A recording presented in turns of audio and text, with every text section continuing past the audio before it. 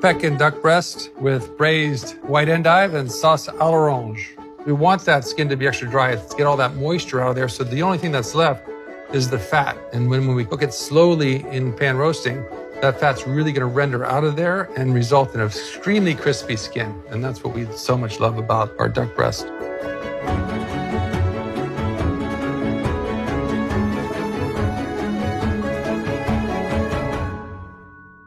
I have a Pekin duck breast here, which is something that we commonly find in the United States. It was brought here by the Chinese, raised typically in Long Island. So many times you'll see this as a Long Island duck breast, but it's actually of the Pekin variety. We have a little bit, I'm going to do a little trimming on this. We have a little silver skin here on the back side. We have aged it or dried it for 3 days, so you can see it starts to feel a little bit wrinkly on top. I'm going to use a sausage pricker here to prick the skin to allow the fat to render out. Okay. Begin by trimming it. I'm going to turn using a saute pan, but we're going to do the pan roasting here. It's not sauteed, it's pan roasted. We'll start it here. I'm going to put a little bit of oil in there. I don't need a lot of oil because, as I just explained, there's going to be a lot of fat that's going to render out of the duck breast itself.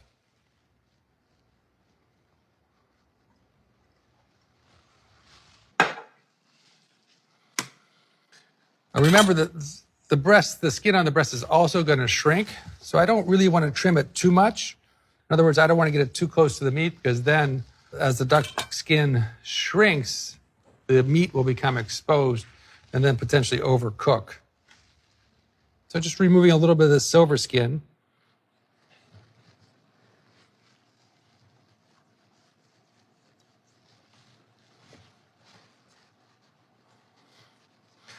And some of you may have experienced roasting a whole duck and how difficult that is.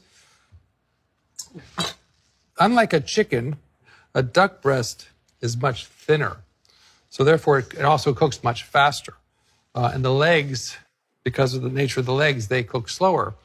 And traditionally, what will happen when you're trying to roast a whole duck is the breast will be cooked before the legs are done. In France, they would serve a whole roasted duck in 2 courses. So they would bring the duck out to the table, carve it for you, and then take the legs back and finish cooking them and serve them as a separate course. Which I'm not opposed to. Kind of nice to have 2 courses in a duck breast and in a whole roasted duck.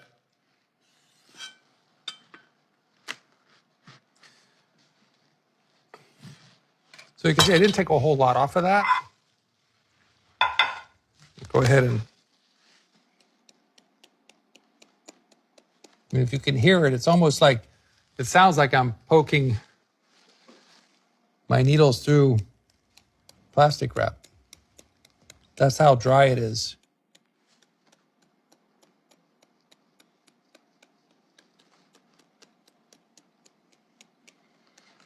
There's another way you can approach this, and that is to score it, taking a knife and just slicing into the skin of the breast like this. When the breast is dry like this and the skin is tough like that, it's a little more difficult to score it. You need to be a little more precise and certainly have an extraordinary sharp knife to get through that pellicule or that dried part of the skin. That's why we like to use our little sausage pricker here.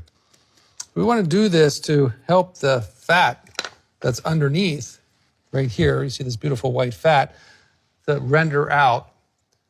We want it to render out rather quickly so the duck breast, the meat, doesn't become overcooked. And the skin we want to have very crispy. So the faster we can render the fat out, the crispier the skin will be, and we'll be able to control our cooking temperature on our duck breast itself. I don't even need that much fat, so take a little bit of that out. Remember, as we always talk about, tempering. We want to have this at room temperature so that it cooks evenly and begins to cook right away without reducing the temperature, or too much without reducing the temperature of the pan. The pan will recover.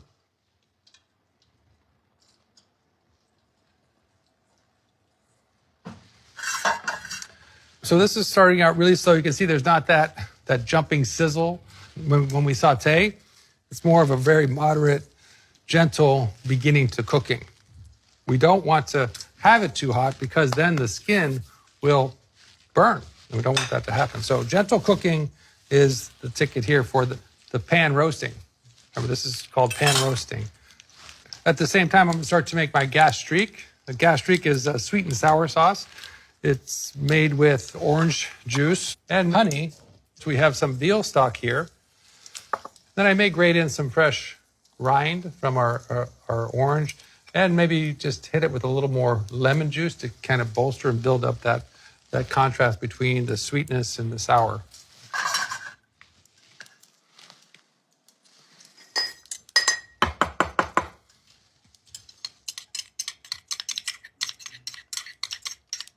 Our honey goes in our pan here.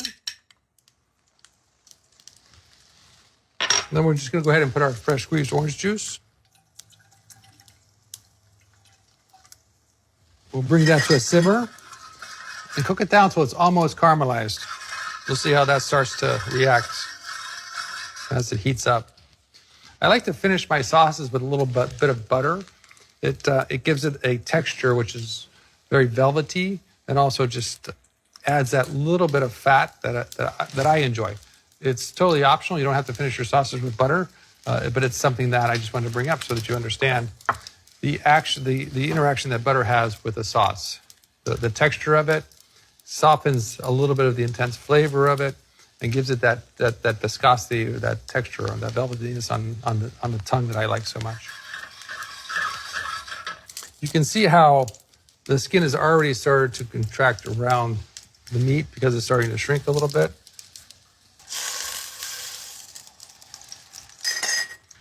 You notice that sizzle happened as soon as I touched the protein to the fat. Sometimes you may want to, and we've done this at the restaurant where we've put a little bit of weight on top of it. So we have, I'm sure you're familiar with the bacon presses. You can put a bacon press on there, which helps really keep that skin flat. But again, I think we're good here. But you can see how the skin has begun to contract around the meat because as the fat starts to render, then you only have that skin portion, which is left.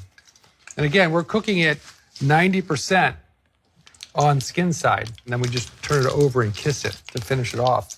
We like to serve our duck breast medium rare. It's the most tender at that stage. Rare is a little chewy. It gets above medium, it starts to taste a little livery.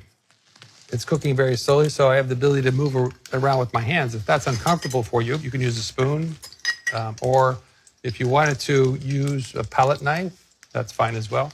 I try to avoid tongs, because tongs tend to squeeze. When you pick up something with a tong, you tend to squeeze it. And when you squeeze it, you potentially have a chance to damage it or start to squeeze out some of the blood and moisture of it at the same time. So we're going to serve our duck breast with braised endive. This endive is, the technique for the endive is in our workbook. You can see it's just beautifully white, a little bit of yellow as the tip goes up. We braised this in orange juice, kind of mimicking what we're going to do with the duck. Think about duck à l'orange when you're thinking about this dish. Once my duck breast is 75-80% cooked, I'm going to go ahead and add my endive to the same saute pan that we're going to cook our duck in. And that fat will come into play with helping flavor our endive. Because the skin is constricting, it's starting to plump up the duck breast there, becomes smaller. But still just, we still have a ways to go. I can feel right here that I have some heat penetrating already through from the skin into the protein. Sometimes we'll do a pan sauce, and a pan sauce is appropriate when you're cooking a piece of meat where they're actually the juices and the blood from the protein are glazing onto the bottom of the pan. In this case, because it's only fat on fat, there's not a lot of juice from the duck breast or this piece of protein or blood from this piece of protein that's going to glaze on the bottom of our pan. To make a pan sauce, we would then cook our protein, remove it, let it rest, take the fat off, and then deglaze that. right? Because we've glazed it with the juices and the blood from the protein. And we're going to deglaze it with, in this case, we would have deglazed it with the orange juice and the honey. Let that come down to the gastrique, which is reduction, and then add our veal stock to that and finish it with butter and maybe some lemon or orange zest or juice. That would be a pan sauce, if you will. You can see our gastrique now starting to get a little thicker. I can feel right here the heat coming up through the skin, cooking the flesh. Our orange juice and honey is starting to get a little thicker. You can see the bubbles start to get bigger. As the liquid becomes more viscous, it takes more effort to push the air up, push that oxygen up, so the bubbles will start to form larger bubbles. Give you an indication of it becoming close to being ready. I'm going to do that basting that I've shown in the past a little bit, which is a wonderful way to actually accelerate part of that cooking process.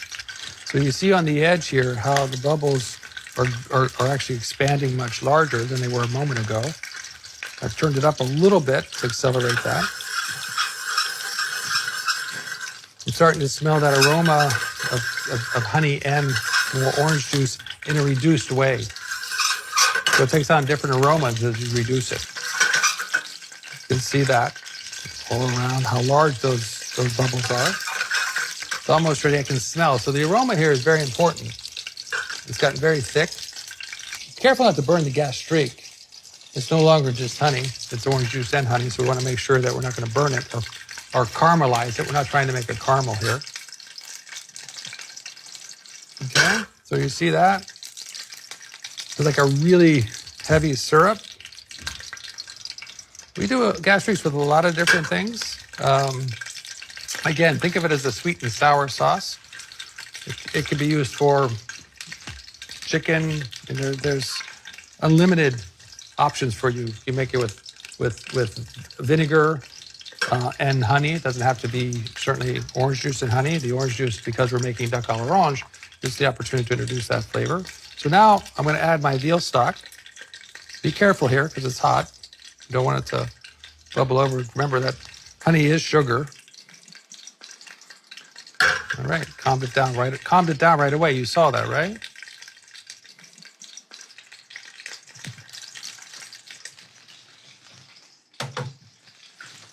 Switch places here. You see how much fat has been rendered out of that. Remember how much or how little oil I put in this pan to begin with, and now how much fat's there?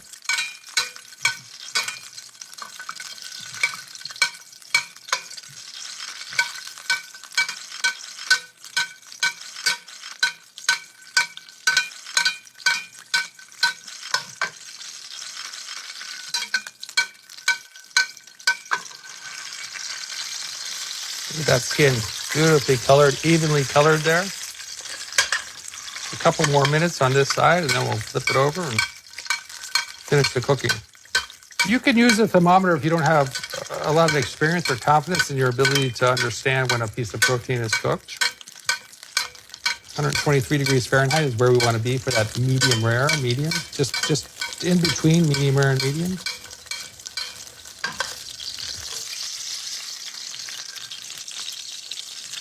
Beautiful.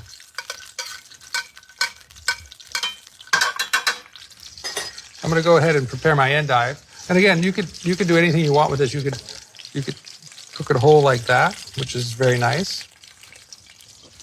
You could split it in half, exposing the beautiful layers of endive. Cook that way. So just or you could just throw it in like this.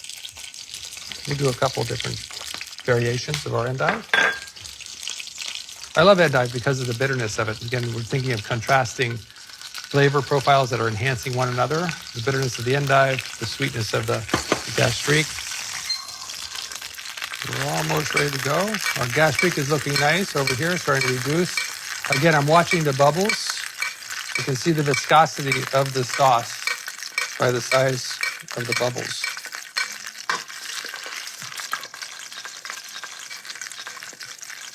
I'm going to go ahead and just remove some of the fat from this pan and preparing it to... And I want to save that fat. It's really nice fat.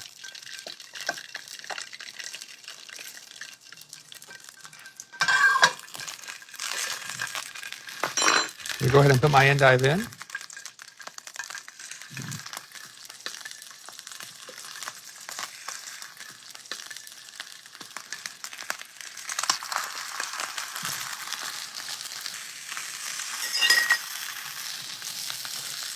Turn my duck breast over now. I can feel here. You can see that. Just almost medium rare. And on the other side, finish cooking it there. Turn my flame up a little bit because I don't have the fat against it. Now I've got my protein right against the surface of the saute pan.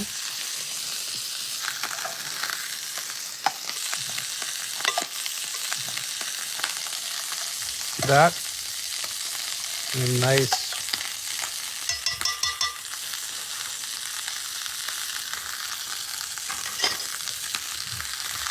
Go ahead and use a little bit of salt.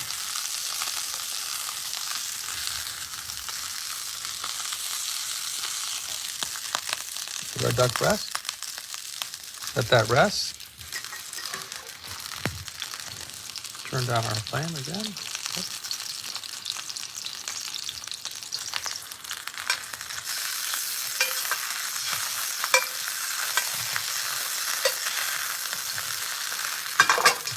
We want to let our duck breast rest for at least 5 minutes before we slice it. Allow it to that blood and juices to settle back in to a natural comfort zone, if you will.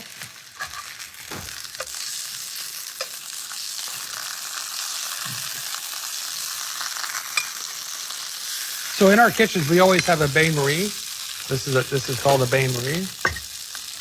A bain-marie would be a container like this set inside a bath of hot water to keep something hot. So typically we have sauces or stocks in our bain-maries. We use our bain-maries also for storage of our utensils. We always continue to change the water in that. So we have hot water in our bain-maries. So as we're using that, the spoon is being put into hot water. Okay.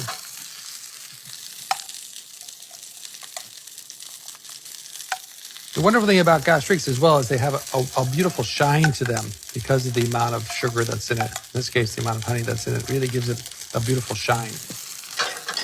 I'm going to go ahead and season my endive a little bit.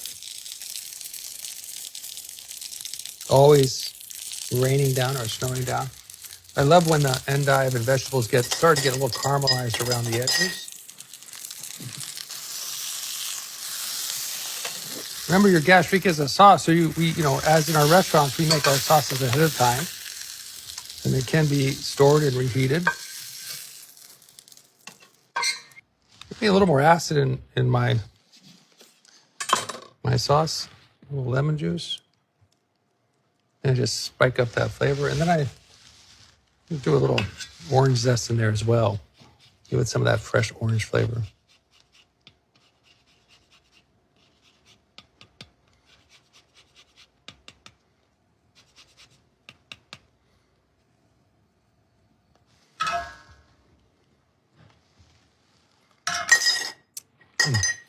I'm going to go ahead and finish just with a little pat of butter here.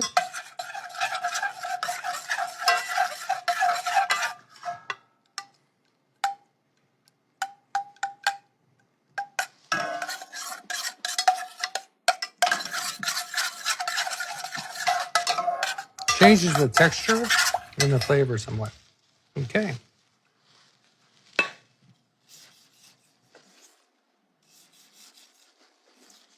So I'm cutting across the grain.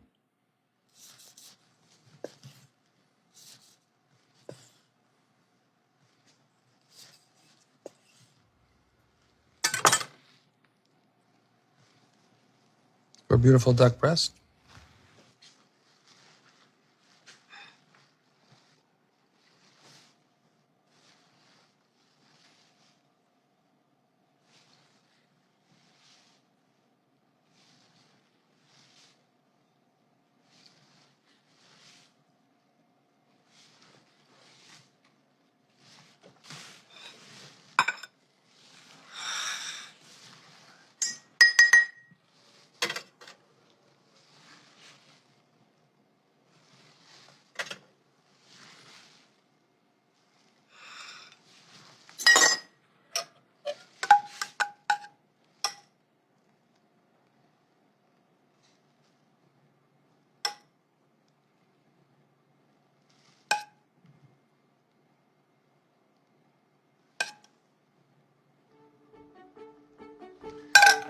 There we have